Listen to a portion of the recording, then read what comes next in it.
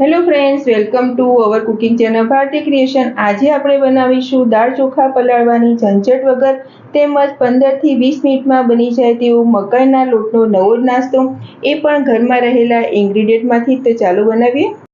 સવારના નાસ્તા માટે 10 થી 15 મિનિટમાં બની જાય તેવા મકાઈના ઢોકળા બનાવવા માટે આપણે 1 કપ જેટલો મકાઈનો લોટ લઈશું। જેટલે આપણો મકાઈનો લોટ લીધો છે તેનો ચોથા ભાગનો આપણે સોજી લઈશું।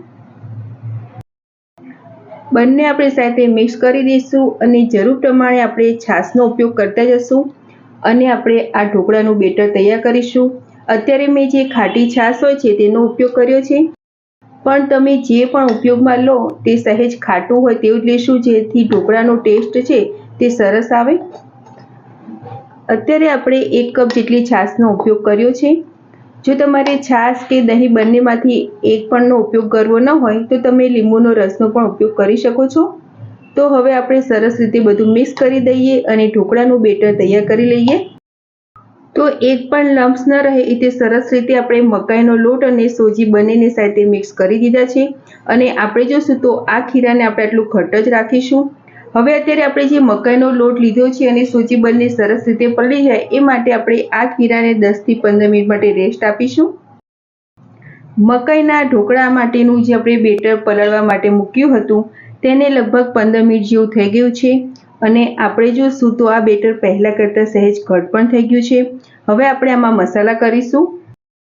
અડધી ચમચી હળદર પાવડર, 1 મોટી ચમચી જેટલી આદુ મરચાંની પેસ્ટ નાખીશું, અડધું નંગ ઝીણું સમારેલું ગાજર નાખવું ઓપ્શનલ છે, 1 કપ જેટલા મકાઈનું છીણ નાખીશું। અત્યારે મેં જે કાચી મકાઈ મળે છે તે લીધી છે અને તેને આપણે મિક્સર ગ્રાઇન્ડરમાં એકદમ ઝીણી ક્રશ કરી લીધી છે તે। ટેસ્ટ પ્રમાણે મીઠું મિક્સ કરીશું અને ઢોકળા ઠંડા થાય પછી પણ ખાવામાં સોફ્ટ લાગે એ માટે 1 ચમચી જેટલું તેલ। હવે આપણે આ બધા મસાલા અને મકાઈના છીણને આમાં સાથે મિક્સ કરી દઈશું। અત્યારે જે આપણે મકાઈ લીધી છે તે સ્વીટ જ આવતી હોય તે લીધી છે, પરંતુ જો તમને સ્વીટ થોડુંક વધારે ભાવતું હોય તો તમે આમાં ખાંડ પણ મિક્સ કરી શકો છો।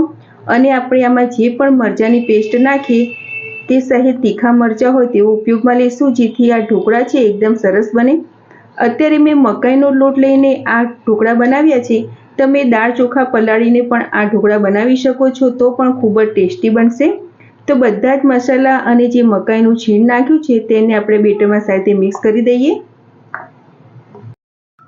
તો મકાઈના ઢોકળા બનાવવા માટેનું બેટર આપણું સરસ રીતે તૈયાર થઈ ગયું છે। હવે આ બેટરને આપણે 5 મિનિટ સાઈડ પર રાખીશું। જે પ્લેટમાં આપણે ઢોકળાને સ્ટીમ કરવા માટે મૂકવાના છે તે પ્લેટને આપણે તેલથી સાઈડથી ગ્રીસ કરી લઈએ। ઢોકળાનું આપણે જે બેટર બનાવ્યું હતું તે સરસ રીતે સોફ્ટ બને એ માટે 1 ચમચી જેટલો ઈનો લેશું અને ઈનોને એક્ટિવ કરવા માટે 1 ચમચી જેટલું પાણી। ઈનોને બેટરમાં આપણે સાથે મિક્સ કરી દઈએ। ઈનોની જગ્યાએ તમે ખાવાનો સોડા પણ લઈ શકો છો અને જ્યારે પણ આપણે ઢોકળાને સ્ટીમ કરવા માટે મૂકીશું ત્યારે જ આપણે ઈનો કે ખાવાનો સોડો બેટરમાં મિક્સ કરીશું, જેથી ઢોકળાનું રિઝલ્ટ છે તે ખૂબ જ સરસ આવે। જે આપણે પ્લેટને તેલથી ગ્રીસ કરેલી છે તે લઈશું અને તેમાં આપણે આ ઢોકળાનું જે બેટર તૈયાર કર્યું છે તે નાખીશું। આપણે બધું જ બેટર એક પ્લેટમાં લઈ લઈશું અને થાળીને આપણે સહેજ સાઈડે ટેપ કરી દઈશું, જેથી બેટર છે આખી પ્લેટમાં સરસ રીતે પથરાઈ જાય। તેની ઉપર આપણે સહેજ લાલ મરચું સ્પ્રિંકલ કરીશું, પરંતુ જો નાના બાળકો માટે તમે બનાવતા હોય તો મરચું ન નાખો તો પણ ચાલે। હવે આપણે આ પ્લેટને સ્ટીમરમાં સ્ટીમ કરવા માટે મૂકીશું। સ્ટીમર સરસ રીતે ગરમ થઈ ગયું છે, તેમાં હવે આપણે આ પ્લેટને મૂકીશું અને પહેલી 5 મિનિટ આપણે હાઈ ફ્લેમ પર અને પછી 15 મિનિટ આપણે લો ફ્લેમ પર આ ઢોકળાને સ્ટીમ કરી લઈએ। ઢોકળાને સ્ટીમ કરવા રાખીએ લગભગ 15 થી 20 મિનિટ જેવું થઈ ગયું છે અને ઢોકળા આપણા સરસ રીતે સ્ટીમ પણ થઈ ગયા છે। હવે ગેસની ફ્લેમ બંધ કરીશું અને આ પ્લેટને આપણે સહેજ ઠંડી થવા દઈશું।